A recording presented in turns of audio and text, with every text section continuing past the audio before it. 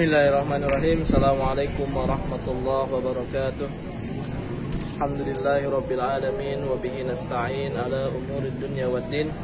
Wassalatu wassalamu ala asrofil anbiya'i wal mursalin nabiyina Muhammadin wa ala alihi wa sahbihi wa man tabi'ahum bi ihsanin ila yaumiddin wa sallama tasliman katsira.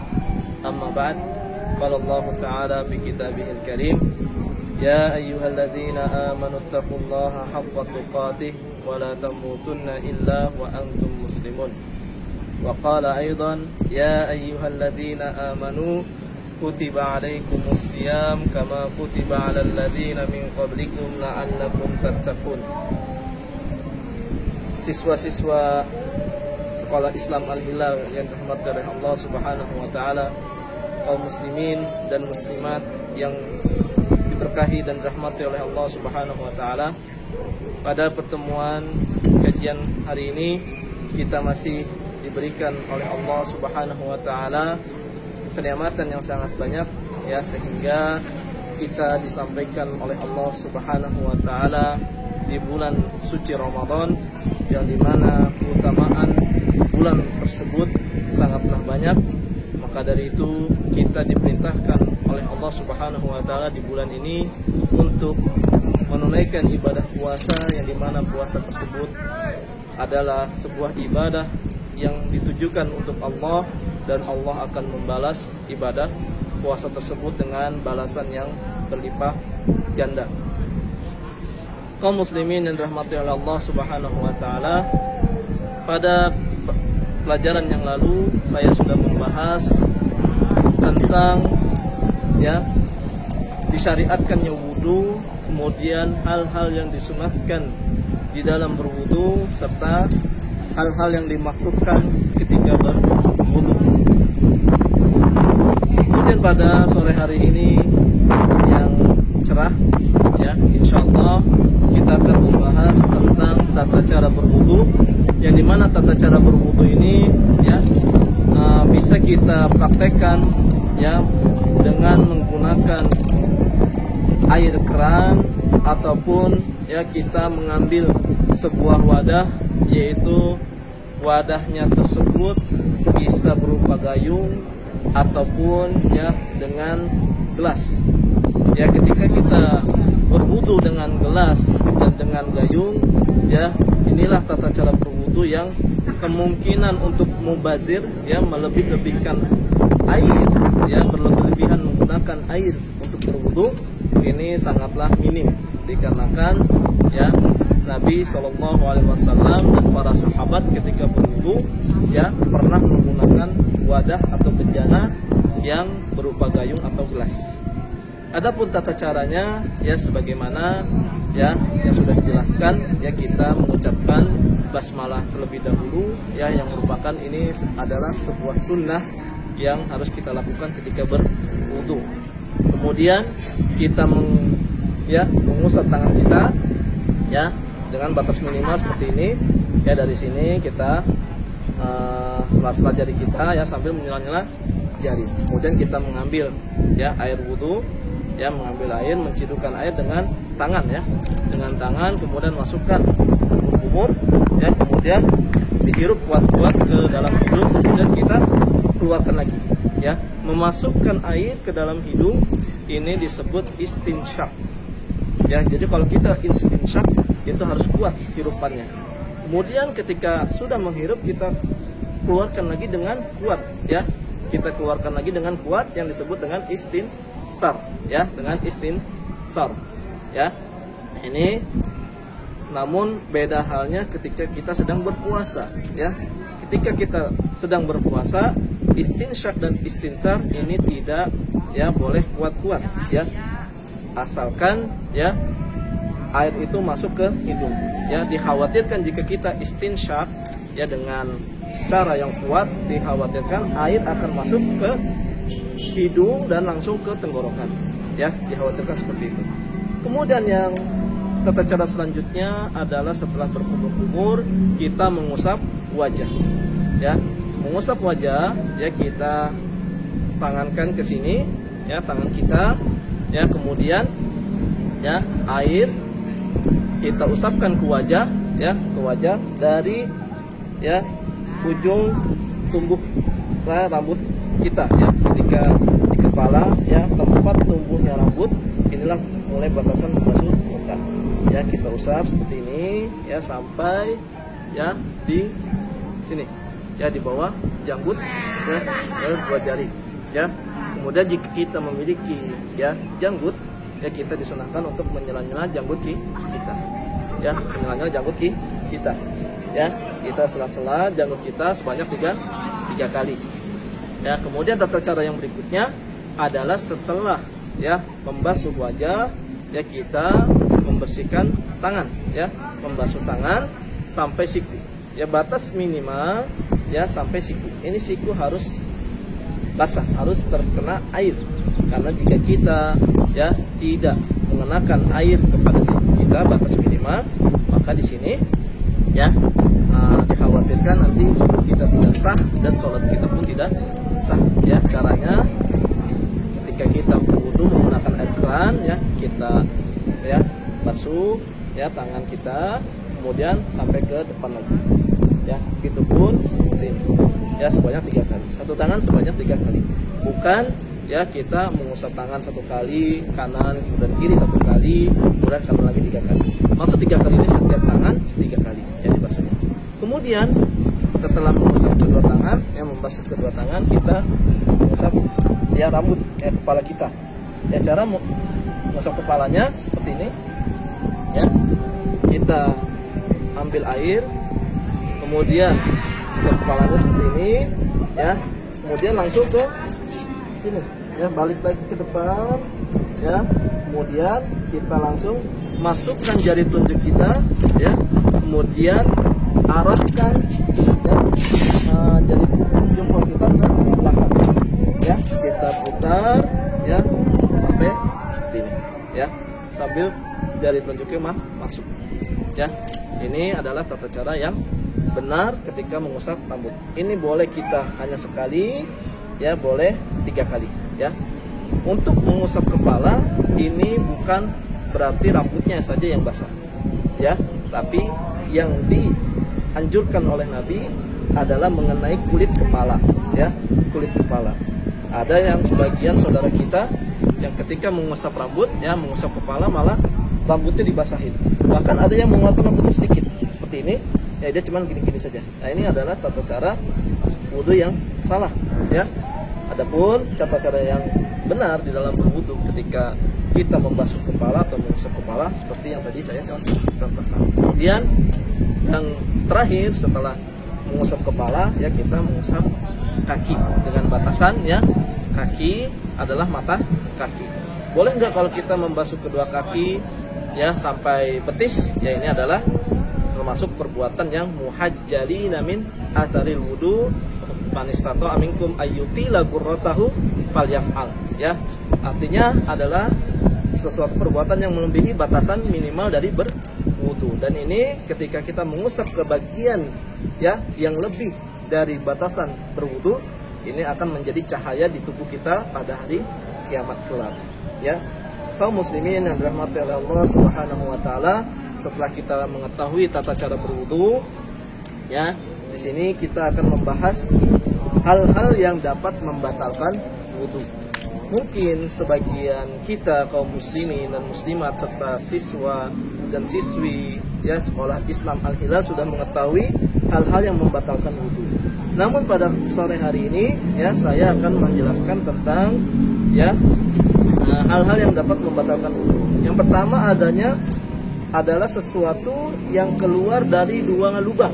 2 lubang ini bukan lubang hidung, bukan lubang telinga, akan tetapi, ya, lubang kubul dan lubang dubur, ya. Lubang kubul yaitu kita membuang air kecil atau biasa kita sebut dengan istilah, ya, air seni, ya, air kencing, ya. Kemudian air mani atau mazi, ya. Kemudian lubang dubur, ya, itu ketika buang gas, ya, atau istilahnya durot, ya, kalau bahasa Arab, atau pentut, ya. Kemudian kita buang air besar. Nah, ini adalah hal-hal yang dapat membatalkan wudu. Ya, jika di antara kita ada yang keluar dari lubang dubur atau lubang kubul kita, maka kita dianjurkan oleh Nabi untuk berwudu sebelum menunaikan ibadah sholat. Nabi SAW bersabda, la yaqbalullahu salata ahadikum idza ahdasa hatta yatawaddoa. Tidaklah ya sholat kalian diterima oleh Allah Subhanahu wa taala jika kalian berhadas sampai kalian berwudu. Ya, jadi di sini wudu termasuk ya adalah salah satu syarat sahnya sholat. Jadi jika kita ingin mengerjakan sholat, ya kita diperintahkan oleh Nabi untuk berwudu. Kemudian yang kedua yang dapat membatalkan wudu kita adalah tertidur lelap.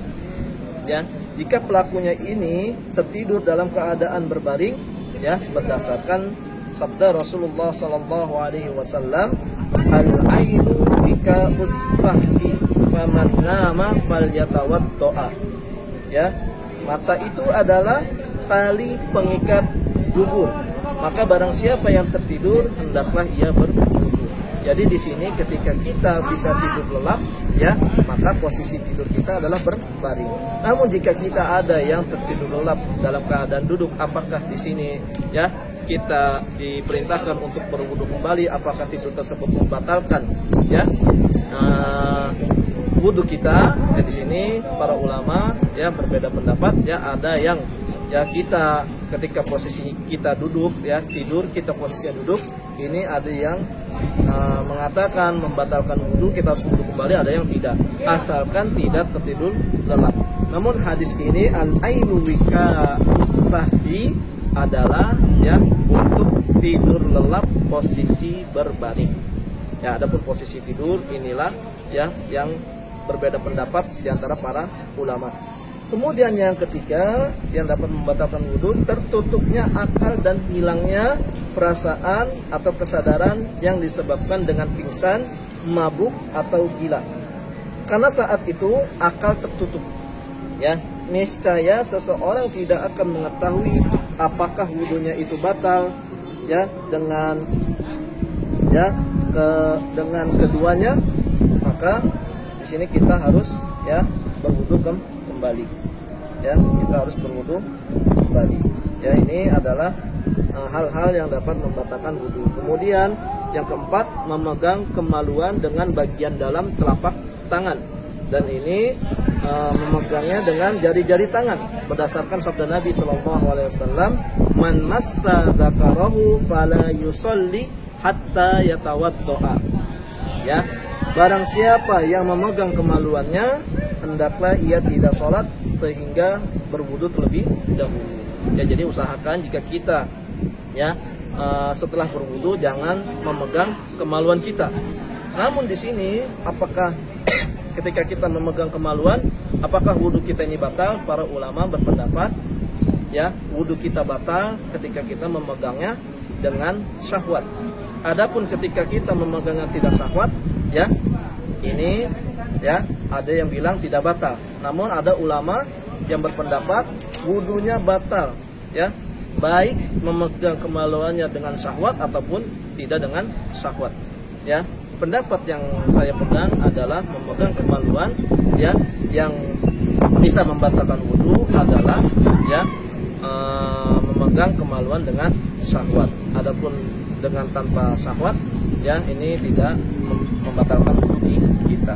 Wallahu a'lam bishawab. Kemudian hal-hal yang membatalkan wudu selanjutnya adalah murtad, orang yang keluar dari Islam. Makanya orang yang masuk ke dalam agama Islam ini diwajibkan untuk ya mandi besar kemudian berwudu. Ya jika kita murtad maka wudu kita batal. Ya, kemudian ini sesuai dengan firman Allah Subhanahu wa taala di surat Az-Zumar ayat 65. La in asyrakta la yahbatanna amaluka wa la takunanna minal khasirin.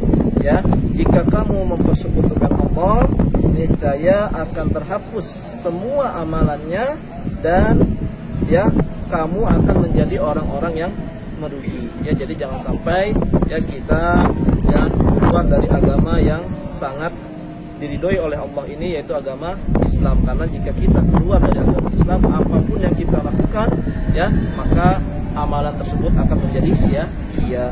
Kemudian hal yang berikutnya adalah memakan daging unta, sebagaimana ya pertanyaan seorang sahabat kepada Rasulullah SAW di dalam sebuah hadis, ana tawaddo min luhumil ghanam, qala in syi'ta, qala atanawaddo min luhumil ibil, qala na'am. Ketika para sahabat bertanya kepada Rasulullah, wahai Rasulullah, apakah kita harus berwudu dari memakan daging kambing? Maka Nabi SAW bersabda yang menjawab pertanyaan para sahabat, qala in syi'ta, ya jika kamu mau silakan wudu. Ya, berarti kalau in syi'ta ini berarti kita wudu boleh, tidak wudu juga boleh. Kemudian bertanya lagi para sahabat, qala ana tawaddo min luhumil ibil, qala na'am. Ya, ketika para sahabat bertanya lagi apakah kita berwudu ya setelah memakan daging unta, maka di sini Rasulullah SAW menjawab, qala na'am, ya kalian berwudu lagi. Ya, kemudian mayoritas para sahabat tidak berpendapat harusnya berwudu sehabis memakan daging unta, karena hadis ini yang memerintahkan untuk berwudu dimansuh atau dibatalkan ketentuan hukumnya. Juga mayoritas sahabat tidak berwudu setelah memakan daging unta, dan ini para sahabat yang beristihad ya dengan dalam berwudu atau tidak ya ketika sudah memakan daging unta. Kemudian yang ketujuh adalah menyentuh wanita disertai syahwat ya, karena menginginkan syahwat itu sama seperti adanya syahwat tersebut yang membatalkan wudu dengan dalil bahwa seseorang yang menyentuh kemaluan diperintahkan untuk berwudu. Nah, ini adalah salah satu atau diantara hal-hal yang dapat membatalkan wudu. Kemudian Nabi SAW ya bersabda tentang yang menyentuh wanita dengan syahwat yang dapat membatalkan wudu, yaitu qiblatur rajulin ra'atahu wa jassuha biyadihi minal mulamasah, faman qabbala ra'atahu aw jassaha fa alaihi wudu. Ya, ciuman ya seorang suami yang mencium dan meraba-raba istrinya adalah bagian dari bercumbu. Ya, maka barang siapa yang mencium dan meraba-raba istrinya, hendaklah ia berwudu. Dan ini hanya boleh dilakukan pasangan suami istri yang sudah ya menikah. Adapun yang belum menikah, ya ini menyentuh wanita ya dengan syahwat atau dengan tanpa syahwat, ini diharamkan oleh Allah Subhanahu wa taala. Dan meraba atau menyentuh wanita yang bukan muhrim kita, yang bukan mahram kita, hukumnya haram menurut agama dan menurut ijma para ulama. Inilah hal-hal yang dapat membatalkan wudu yang bisa saya sampaikan pada sore hari ini, dan mudah-mudahan Allah Subhanahu wa taala menambahkan ilmu kita dan meningkatkan ketakwaan kita kepada Allah Subhanahu wa taala, dan kita dijadikan sebagai orang-orang yang dimasukkan oleh Allah ke dalam surganya dari pintu yang telah dikhususkan oleh Allah, yaitu pintu Ar-Rayyan, yang dimana pintu Ar-Rayyan ini adalah pintu yang hanya dimasuki oleh orang-orang yang berpuasa, yang puasanya karena Allah Subhanahu wa taala. Mungkin hanya ini yang bisa saya sampaikan pada sore hari ini. Kita tutup dengan doa kafaratul majlis. Subhanakallahumma wa bihamdika asyhadu an la ilaha illa anta astaghfiruka wa atubu ilaik. Assalamualaikum warahmatullahi wabarakatuh.